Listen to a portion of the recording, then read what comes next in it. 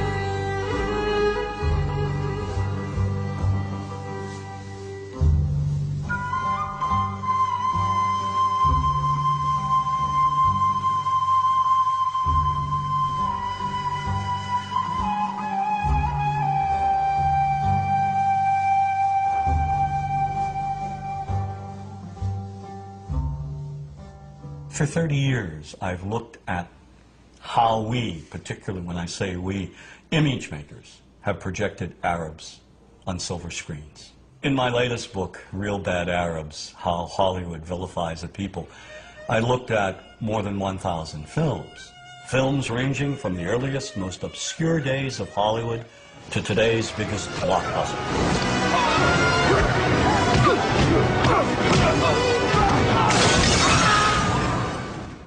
And what I tried to do is to make visible what too many of us seem not to see, a dangerously consistent pattern of hateful Arab stereotypes. Stereotypes that rob an entire people of their humanity. All aspects of our culture project the Arab as villain. That is a given. There is no deviation.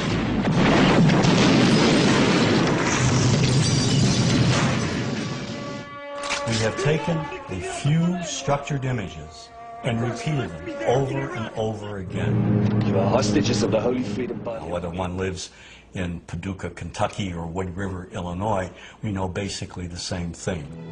Listen to the sound, Jesus, of our God. We know the mythology. The mythology, namely Hollywood's images of Arabs. We inherited the Arab image primarily from Europeans.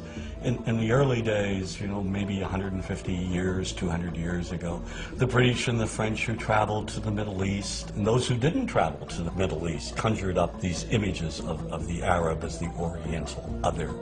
The travel writers, the artists who fabricated these images and who were very successful, as a matter of fact. And these images were transmitted and inherited by us. We took them, we embellished them, and here they are. When you cross the mountains of the moon into our country, Mr. Tyrone, you will be stepping back 2,000 years. We have this fictional setting called Arabland, a mythical theme park. And in Arabland, you know, you have the ominous music, you have the desert. We start with the desert, always the desert as a threatening place. We add an oasis, palm trees, a palace that has a torture chamber in the basement. The pasha sits there on his, you know, posh cushions with harem maidens surrounding him. None of the harem maidens please him, so they abduct the blonde heroine from the West who doesn't want to be seduced. When we visit Arabland, we must be aware of the instant Alibaba kit. We have the property masters of Hollywood going around, and they're cladding the women in see-through pantaloons, belly dancing outfits. They're giving the Arab villains scimitars, you know, these long, long scimitars. We see people riding around on magic carpets, turban charmers programming snakes in and out of baskets. Yesteryear's Arab land is today's Arab land. You are late. 1,000 apologies, oh patient one. You have it then. I had to slit a few throats, but I got it. Disney's Aladdin was seen by millions of children worldwide. It was hailed as one of Disney's finest accomplishments. But the film recycled every old degrading stereotype from Hollywood's silent black and white past. Oh, I come from a land, from a faraway place, where the caravan camels roam, where they cut off your ear if they don't like your face. It's barbaric, but hey, it's home. Where they cut off your ear if they don't like your face. It's barbaric, but hey, it's home. Now, how could a producer with a modicum of intelligence, just a modicum of sensitivity, let a song such as that open the film? But this moves way beyond one song. You must be hungry. Here you go. You'd better be able to pay for that. Do you know what the penalty is for stealing? No, no, please. The Arab is one-dimensional caricature, cartoon cutouts used by filmmakers as stock villains and as comic relief. And so over and over we see Arabs in movies portrayed as buffoons, their only purpose being to deliver cheap laughs. You see this in the Joey Heatherton film, The Happy Hooker Goes to Washington.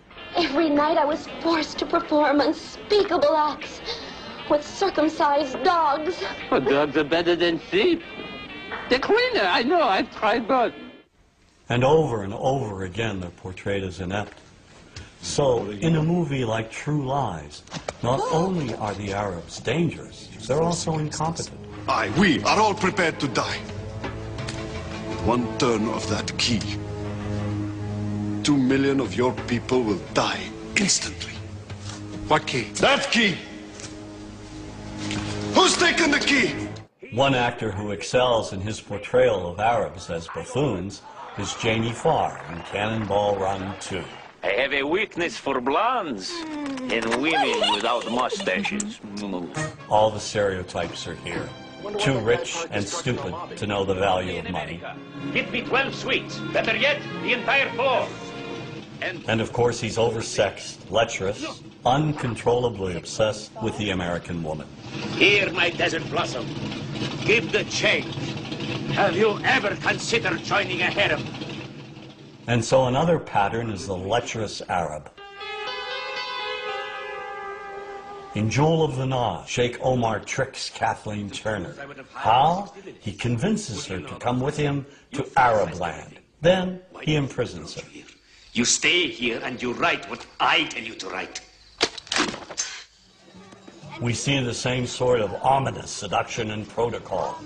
The entire plot revolves around an Arab emir's infatuation with the blonde, blue-eyed Goldie Hawn.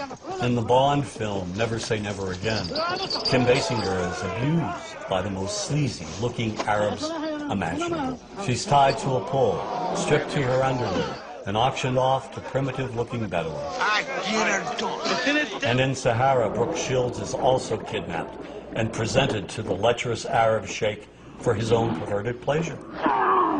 Get away from me, you dirty pig! More than 300 movies, nearly 25% of all Hollywood movies that in one way or another demean Arabs contain gratuitous slurs, or they portray Arabs as being the butt of a cheap joke. We were going to the Mecca, see, and the plane is full of Arabs with these animals. Goats, sheep, chickens. I mean, they don't go anywhere without their goddamn animals. We had to put plastic in the cabins. You know, they urinate, they defecate. You have films by Neil Simon, like Chapter 2.